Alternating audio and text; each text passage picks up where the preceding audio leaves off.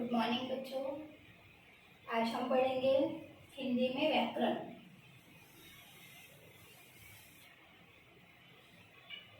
व्याकरण हिंदी में पढ़ेंगे।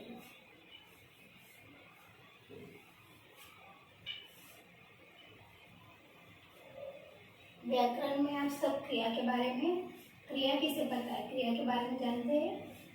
क्रिया किसे कहते हैं?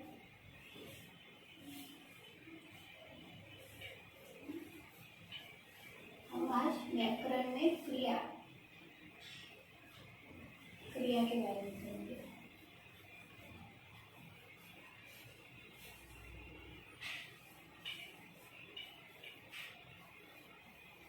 इसके बारे में आप पहले पढ़ चुके हो, आपको जानकारी है।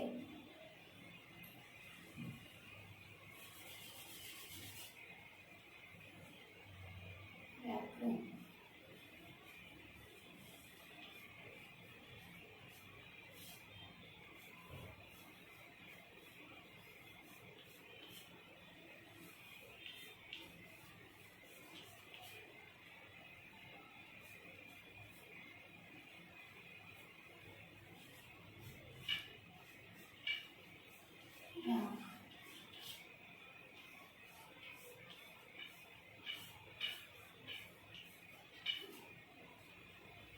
क्रिया किसे कहते हैं?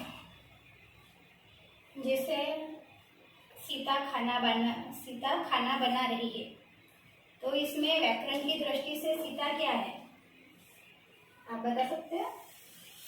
तो हम देखेंगे सीता खाना बना रही है, तो व्याकरण की दृष्टि में सीता इसमें एक संज्ञा है जो कार्य कर रही है। और खाना बनाने में जो बनाना है वो क्या है? तो सीता खाना बना रही है। सीता एक संज्ञा है, वो बना रही है, और बनाना एक क्रिया है। तो इसी तरह हम व्याकरण के अंतर्गत आज उसके क्रिया के बारे में विस्तृत रूप से पढ़ेंगे। तो आप सब ध्यान से सुनिए। व्याकरण में क्रिया, तो क्रिया को करने, आप बताइए कि क्रिया को करने वाले को हम क्या कहेंगे? तो क्रिया जो करता है उसे हम क्या कहते हैं?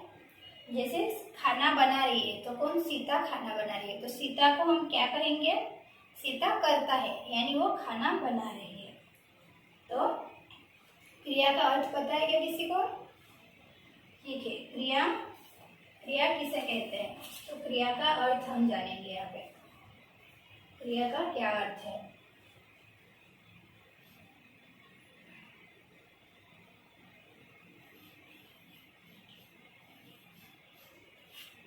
क्रिया की परिभाषा।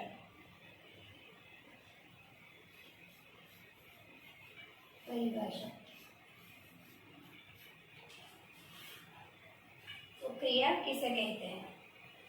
तो क्रिया का अर्थ है कि करना, जो भी कार्य हम करते हैं उसे क्रिया कहते हैं। आसान शब्द में, जिस शब्द के द्वारा क्रिया कार्य के करने या होने का बोध होता है, यानी जो भी शब्द है उसके द्वारा हमें क्रिया या कार्य करने का बोध होता है, उसे हम क्रिया कहते हैं। जैसे पढ़ना, खाना, एक क्या हो गई? क्रिया। तो क्रिया कहते हैं। क्रिया जैसे कैसे कहते हैं? क्रिया का अर्थ होता है जिस शब्द के द्वारा कार्य के करने या होने का बोध हो। कार्य के करने या होने का बोध हो, उसे हम क्रिया कहते हैं।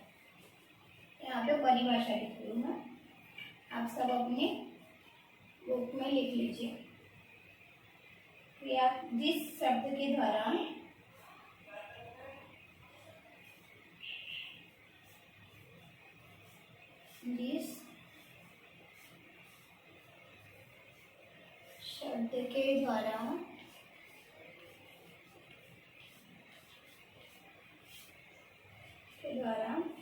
कार्य के करने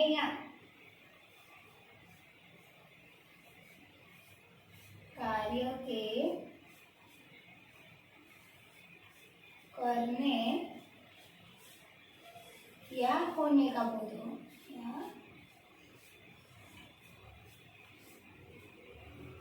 होने का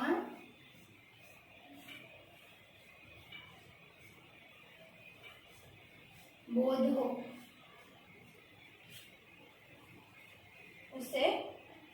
क्रिया कहते हैं। फिर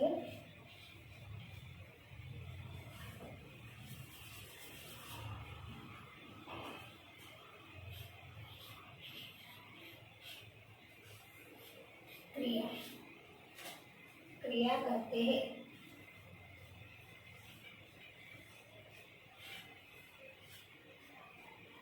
समझ में क्रिया किसे कहते हैं? तो जिस शब्द के द्वारा कार्य के होने का बोध हो, उसे करने या होने का बोध हो, उसे क्रिया कहते हैं। जिसमें उदाहरण आएंगे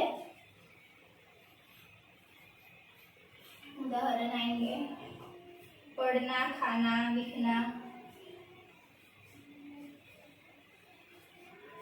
पढ़ना, खाना, लिखना। ठीक है। तो क्रिया की परिभाषा अभी हमने देखी, क्रिया की परिभाषा। तो सब आगे अपनी नोटबुक में लिख लीजिए। इसके बाद देखेंगे हम क्रिया के भेद कितने हैं। कोई बता सकता है क्रिया के भेद के बारे में जानकारी है क्या किसी को? तो क्रिया के दो भेद हैं। क्रिया के भेद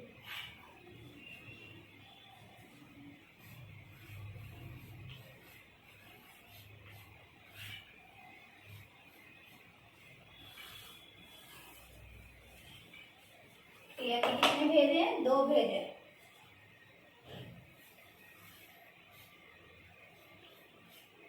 सकर्मक क्रिया और अकर्मक क्रिया। सकर्मक क्रिया और अकर्मक क्रिया।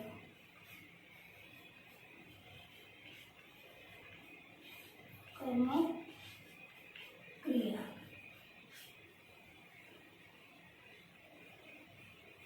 सकर्मक क्रिया एवं अकर्मक क्रिया। अब हम अकर्मक क्रिया किसे कहते हैं वो जानेंगे। क्रिया के बारे में पता चला सभी को। क्रिया किसे कहते हैं? जिस शब्द के द्वारा कार्य के होने या करने का बोध हो, उसे हम क्रिया कहते हैं। जैसे पढ़ना, खाना, उसे क्रिया कहते हैं। और क्रिया के कितने भेद हैं? दो भेद हैं, सकर्मक क्रिया एवं अकर्मक क्रिया। तो हम देखेंगे अकर्मक क्रिया। अकर्मक क्रिया की परिभाषा क्या है? तो ये लिख लिया सबने अपनी नोटबुक में। हम यहाँ पे अकर्मक क्रिया के बारे में लिखेंगे। अब देखेंगे अकर्मक क्रिया की परिभाषा। अकर्मक क्रिया की परिभाषा है,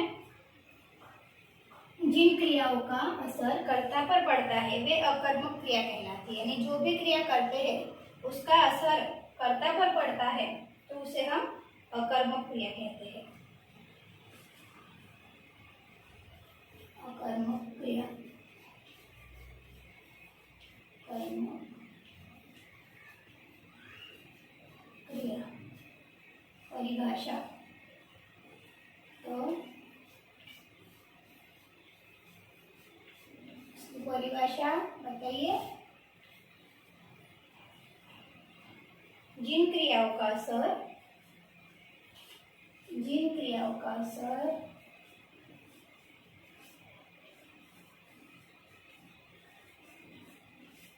जिन क्रियाओं का असर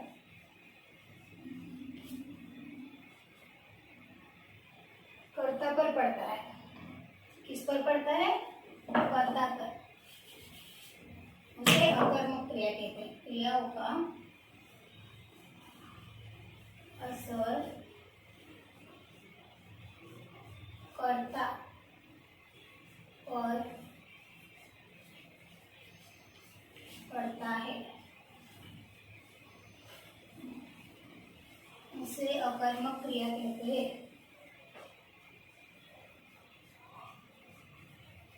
कर्मक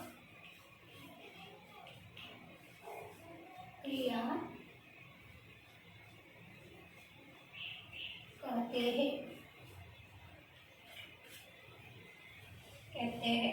जिन क्रियाओं का असर कर्ता पर पड़ता है उसे अकर्मक क्रिया कहलाती है। जैसे रमेश रोता है और बस चलती है, तो बस चलती है इसका असर जो है वो कर्ता पर गिर रहा है, यानी रमेश रोता है तो रोना कैसे हुआ, रमेश के द्वारा, तो वो कर्ता हुआ, तो कर्ता पर पड़ता है इसका असर रोना, तो इसीलिए रमेश रोता है, उसे हम कहेंगे अकर्मक क्रिया। उदाहरण के तौर पर लिखेंगे रमेश रोता है, रमेश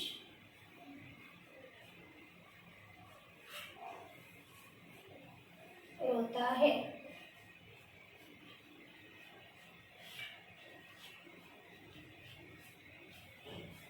रोता है, ये हो गया अकर्मक क्रिया। उसके बाद हम देखेंगे, समझ में आया अकर्मक क्रिया किसे कहेंगे हम, जिन क्रियाओं का असर कर्ता पर पड़ता है, यानी जो भी क्रिया करते हैं वो कर्ता के द्वारा होती है, कर्ता पर उसका असर पड़ता है, तो उसे कहेंगे अकर्मक क्रिया। उसके बाद है सकर्मक क्रिया। तो सकर्मक क्रिया की परिभाषा जो है वो यह है, जिस क्रिया का असर कर्ता पर नहीं कर्म पर पड़ता है वह सकर्मक क्रिया कहलाती है। सकर्मक क्रिया,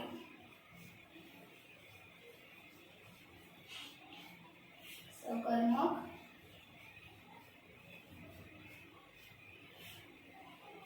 इसकी परिभाषा क्या है,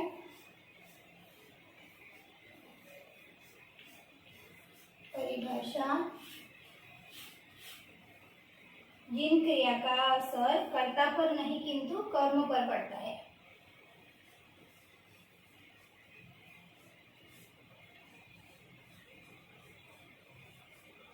जिन क्रिया का असर कर्ता पर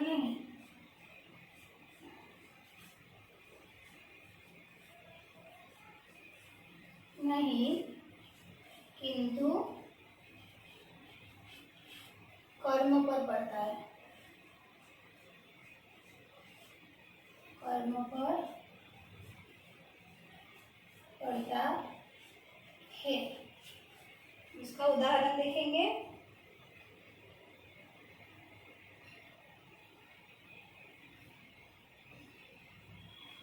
जिन क्रिया का असर कर्म पर पड़ता है उसे हम सकर्मक क्रिया कहते हैं। क्या है परिभाषा, जिन क्रिया का असर कर्ता पर नहीं किंतु कर्म पर पड़ता है उसे हम कहेंगे सकर्मक क्रिया।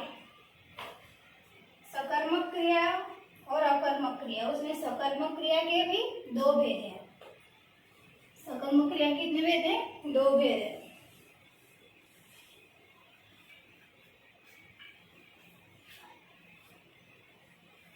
सकर्मक क्रिया के दो भेद है, कौन से है, तो पूर्ण सकर्मक क्रिया और अपूर्ण सकर्मक क्रिया।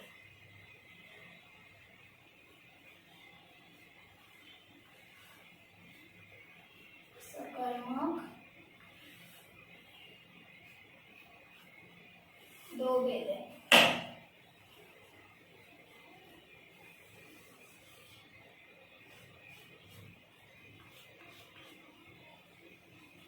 पूर्ण सकर्मक क्रिया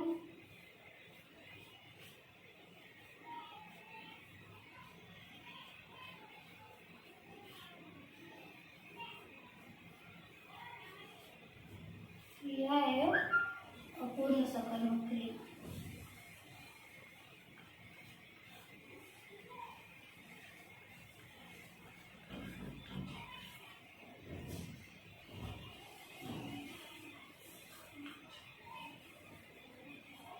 सकर्मक क्रिया के दो भेद है, पूर्ण सकर्मक क्रिया है और अपूर्ण सकर्मक क्रिया।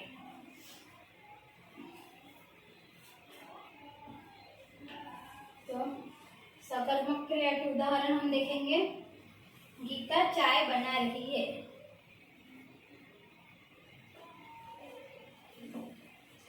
ये आप अपने बुक में लिख लीजिए।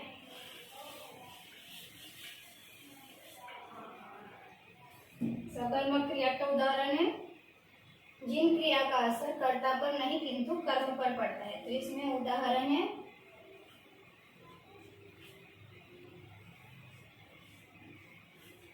गीता चाय बना रही है।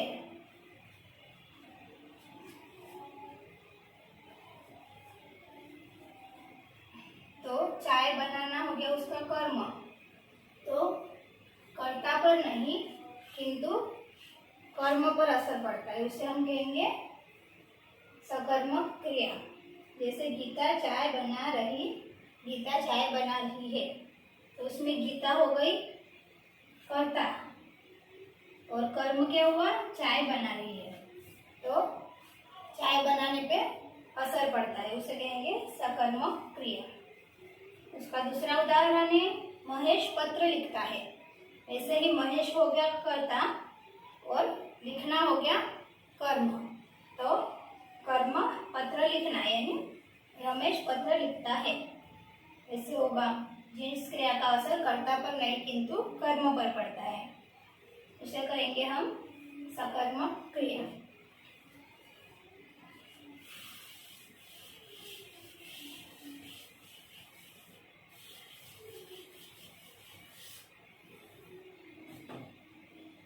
सकर्मक क्रिया के कितने भेद देखे, 2 भेद देखे, पूर्ण सकर्मक एवं अपूर्ण सकर्मक क्रिया।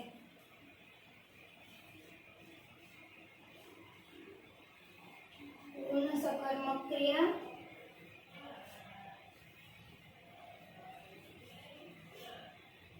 सकर्मक किसे कहते हैं, तो सकर्मक क्रिया का वह रूप जिसमें क्रिया के साथ कर्म के अतिरिक्त आवश्यकता नहीं होती। सकर्मक क्रिया का वह रूप जिसमें क्रिया के साथ कर्म के अतिरिक्त आवश्यकता नहीं होती है। परिभाषा लिखेंगे हम, सकर्मक क्रिया का वह रूप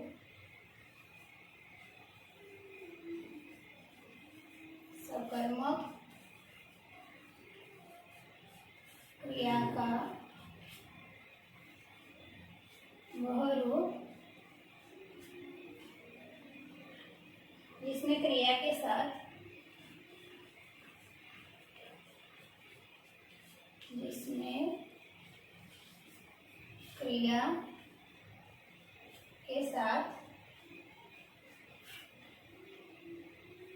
कर्म के अतिरिक्त आवश्यकता नहीं होती है। कर्म की अतिरिक्त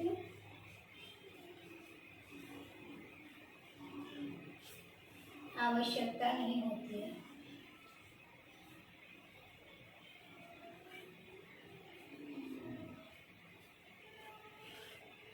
नहीं होती है, इसे कहेंगे पूर्ण सकर्मक क्रिया। सकर्मक क्रिया का वह रूप जिसमें क्रिया के साथ कर्म के अतिरिक्त आवश्यकता नहीं होती। उसके उदाहरण देंगे, महेश ने घर बनाया और बच्चा पी रहा है। महेश ने घर बनाया,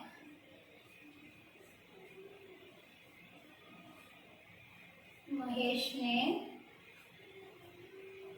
घर बनाया।